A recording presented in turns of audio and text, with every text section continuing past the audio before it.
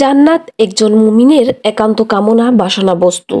আল্লাহ তাআলা তার বিশ্বাসী ও অনুগত বান্দাদের চিরস্থায়ী জান্নাতের সুসংবাদ দিয়েছেন। পবিত্র কোরআনে বর্ণিত হয়েছে, নিশ্চয়ই আল্লাহ মুমিনের কাছ থেকে তাদের জীবন ও সম্পদ কিনে নিয়েছেন।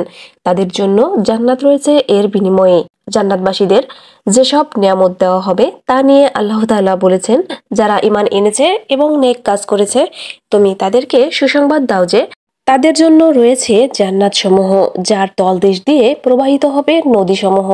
যখনই তাদেরকে জান্নাত থেকে কোনো ফল খেতে দেওয়া হবে, তারা বলবে, এটাই তো পূর্বে আমাদেরকে খেতে দেওয়া হয়েছিল। আর তাদেরকে তা দেওয়া হবে সাদৃশ্যপূর্ণ করে এবং তাদের জন্য তাতে থাকবে পবিত্র স্ত্রীগণ এবং তারা সেখানে হবে স্থায়ী। জান্নাতের অফুরন্ত নিয়ামত পেয়ে মানুষ পৃথিবীর সব দুঃখ কষ্ট ভুলে যাবে। তবে পৃথিবীতে যেই সময়টুকু আল্লাহর স্মরণ ছাড়া অনর্থক কাটিয়েছে তার জন্য আফসোস করবে জান্নাতে গিয়েও।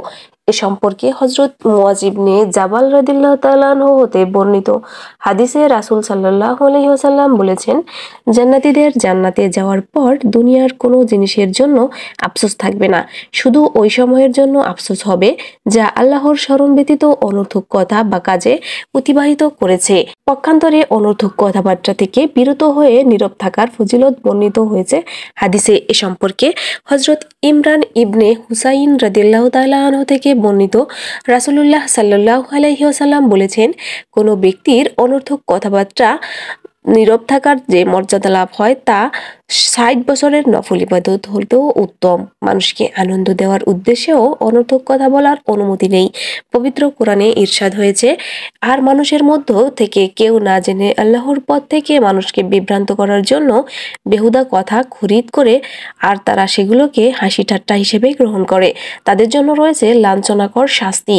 আর যদি সে কথাগুলো হয় মানুষকে কষ্ট দিতে, তা তো আরো বিপজ্জনক। কবি ইয়াকুব হামদুনি বলেছেন, তরবারির ক্ষতের আরোগ্য আছে, কিন্তু জীবের দ্বারা সৃষ্ট ক্ষতের আরোগ্য নেই। সুপ্রিয় দর্শক, ভিডিওটি ভালো লাগলে এবং কথাগুলো আপনার ভালো লাগলে প্লিজ চ্যানেলটি সাবস্ক্রাইব করুন। আল্লাহ হাফেজ।